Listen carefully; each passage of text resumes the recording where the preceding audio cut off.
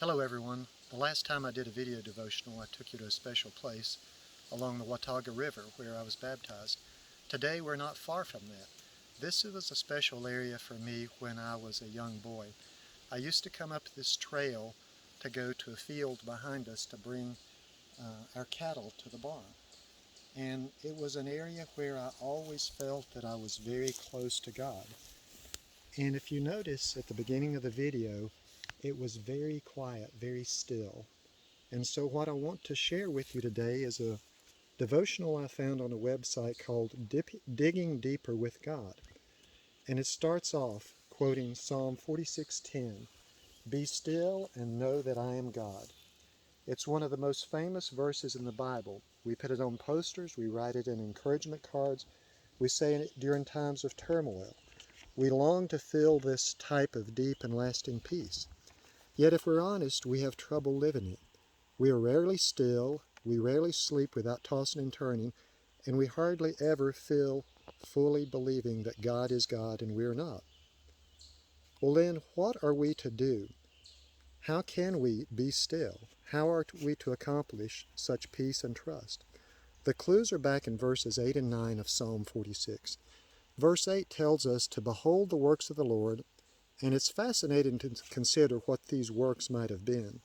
Psalm 46 was likely written after the defeat of one of Judah's enemies, probably a time when God clearly did the defeating. For example, when an angel of God destroyed the Assyrians in their camp in 2 Chronicles. So verse 8 is a personal invitation to the people of Jerusalem to come look at the destruction of their enemies and witness God's complete deliverance. He saved his people once. It isn't until verse 10 that God himself tells us, "Be still and know that I am God." So how are we to be still? We are to behold the works of the Lord. And here are 4 suggestions that this devotional asks us to consider. First, consider the nations and turn off the news. This psalm shows us that throughout time people have been concerned about world events. Although the world situation as it comes to us through 24-hour news seems negative and out of control, this psalm reminds us that God is in charge of it all. In the midst of all the turmoil, God is with us and will deliver his people. What's something you've noticed in world affairs in the past or at the current time that shows that God is in control of everything? Remember when the Berlin Wall came down? God proved the impossible possible. Have you ever considered the consequences had the Allies not won World War II? Yes, conflicts still rage and injustice requires voice and action, but when we get anxious, it's helpful to remember ourselves what God has done, to behold the works of the Lord. As part of this strategy, I encourage you to unfollow the caustic friend on Facebook and turn off the news for a day or even a week. May I boldly say 24-hour news is not from the Lord. It's man-made, and instead of helping us to consider the works of the Lord, it causes us to be anxious about temporary problems and angry at people who disagree with us. This is not from God. Suggestion number 2, look outdoors. One of my favorite ways to behold the works of the Lord, which in turn helps me to be still and know that he is God, is to look around me while I'm outdoors. You can notice the colors of the sky during sunrise or sunset. Try to count the shades of green in a maple tree. Ponder the transformation of a caterpillar to a butterfly and all that the process involves.